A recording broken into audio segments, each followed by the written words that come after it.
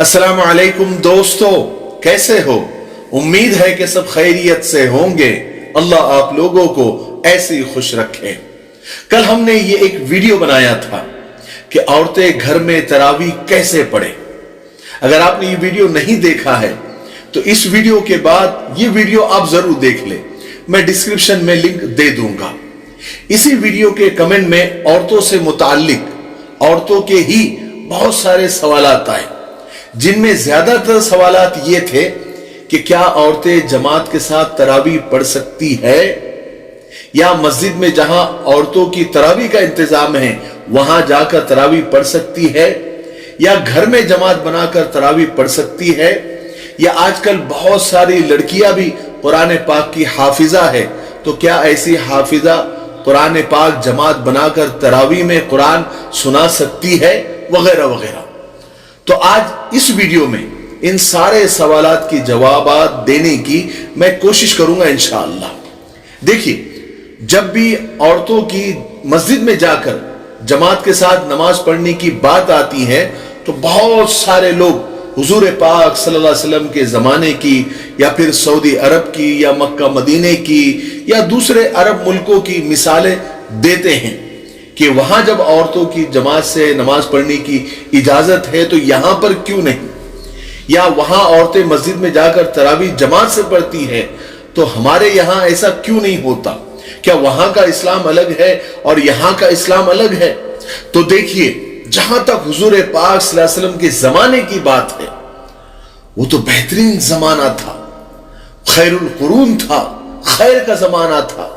सहाबियात खुद अपनी इज्जत, इफ़्फ़त और पर्दे का खूब एहतमाम करती थी, और इबादत का भी बहुत ज्यादा ज़ौक़ और शौक था। वो उस जमाने की पाकबाज, आबिदा और जाहिदा हुआ करती थी, और हुजूर पाक सल्लल्लाहु अलैहि वसल्लम खुद बनफ्स नफीस मौजूद थे। सहाबा इकराम मौजूद थे जो शरीयत को, इस्लाम को और उसके कानून को अपनी जान से ज्यादा चाहते थे, उसके हिफाजत करते थे, और फितना करने वालों को सख्त सजाएं दी जाती थी।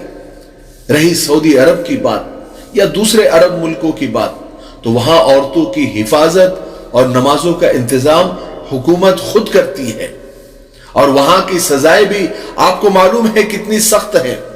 वहां ये चीजें बहुत आसानी से और आफियत के साथ हो जाती है, और कोई फितना नहीं होता।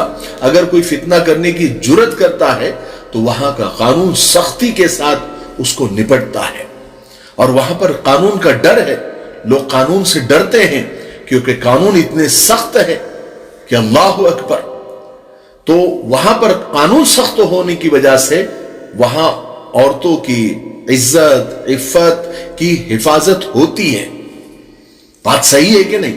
चूंकि आजकल फितनों का दौर है, बेदीनी का आलम है, कदम कदम पर खतरे हैं। मर्दों के लिए खतरे हैं तो औरतों के लिए तो और भी ज्यादा खतरे हैं। और वैसे भी तरावी की जो नमाज होती है वो रात के वक्त होती है, इसलिए एहतियात इसी में है कि औरतें घर ही में तरावी पढ़ें। उनके लिए यही अफजल है, इसमें ज्यादा सवाब है। खुद हुजूर पाक सल्लल्लाहु अलैहि वसल्लम ने औरतों को घर में ही नमाज पढ़ने की तरगीब दी है। ठीक है ना? बात समझ में आई? अगला सवाल यह है कि अगर कोई लड़की हाफिजा है तो क्या घर में औरतों की जमात बनाकर वो कुरान पाक सुना सकती है, जैसे मस्जिदों में हाफिज कुरान पाक सुनाते हैं ताकि उनका हिफ्ज बाकी रहे?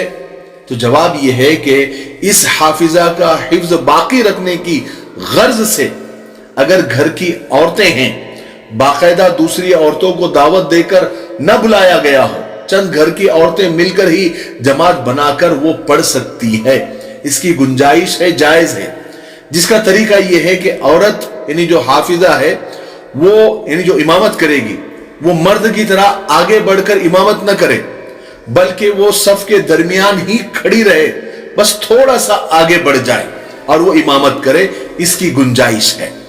ठीक है ना?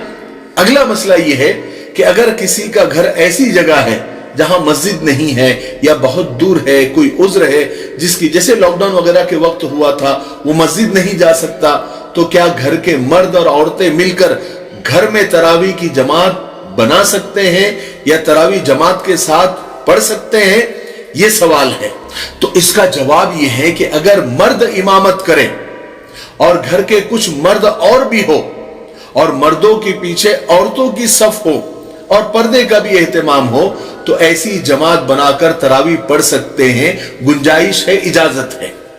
اور اگر چند عورتیں مل کر بنا کوئی دعوت چلائے یا بنا کوئی اعلان کیے کہ آؤ آؤ ہمارے یہاں پر تراویح کی جماعت ہوگی، تراویح کی جماعت ہوئی، ایسا نہیں کرتے ہوئے اگر کسی حافظہ کو امام بنا کر تراویح کی جماعت کرنا چاہے تو کر سکتی ہے، اس کی بھی گنجائش ہے، اجازت ہے۔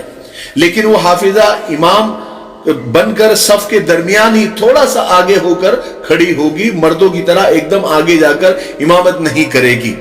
بات سمجھ میں آ رہی ہے؟ جیسے میں نے پہلے بھی بتایا۔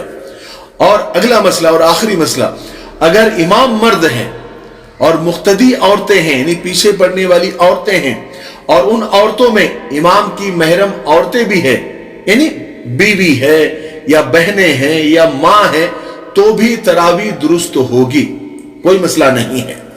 بہرحال ساری باتوں کا خلاصہ آپ کو سمجھ میں آ گیا ہوگا، نہیں سمجھ میں آ گیا ہوگا تو میں سمجھا دیتا ہوں کہ عورتوں کا تنہا نماز پڑھنا اور تنہا تراویح پڑھنا جماعت سے یا مسجد میں جا کر پڑھنے سے زیادہ افضل اور بہتر ہے، اس میں زیادہ ثواب ہے اور بہت سارے ابھرنے والے فتنوں کا سد باب ہے، روک تھام ہے۔ اس لیے ہماری مائیں اور بہنیں اور خواتین یہ کوشش کرے کہ گھر میں ہی تنہا نماز پڑھے، اللہ آپ کو برابر کا ثواب دے گا، جو مردوں کو مل رہا ہے جماعت سے نماز پڑھنے کا وہی ثواب اللہ آپ کو بھی دے گا، اس میں کوئی کمی نہیں ہوگی انشاءاللہ۔ ٹھیک ہے؟